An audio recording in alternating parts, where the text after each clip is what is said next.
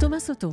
Alors qu'il ne reste plus que quelques jours pour déclarer ses revenus, jusqu'à mardi, si vous faites une déclaration papier, et puis un peu plus si vous le faites par Internet, les derniers chiffres du fisc montrent que moins de la moitié des ménages ont payé un impôt sur le revenu l'an dernier. Bonjour Nicolas Barré. Bonjour Thomas. Moins d'un sur deux, c'est quand même un chiffre qui surprend. Oui, effectivement, c'est 17 millions de foyers exactement, un peu plus de 17 millions qui ont payé l'impôt sur le revenu, 17 millions sur 37 millions, donc on est à 47%, on était à 52% l'année précédente.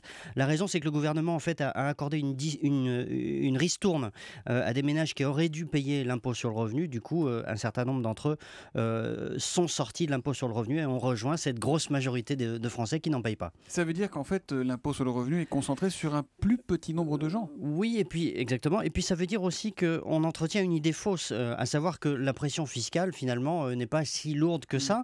Et je vais vous étonner, je dirais que l'impôt sur le revenu en fait devrait être beaucoup plus lourd.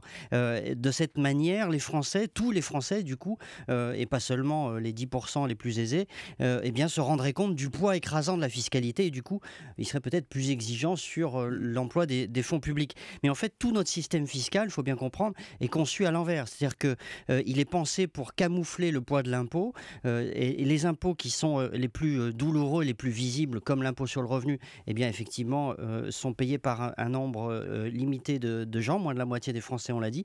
Et puis, en revanche, on met le paquet sur les impôts réputés indolores, ce qu'ils ne le sont pas, mais en fait moins visibles, en tout cas, comme la TVA ou comme la CSG. C'est facile à avaler, évidemment. Exactement. C'est-à-dire, on se rend compte quand même du poids de la TVA, Nicolas.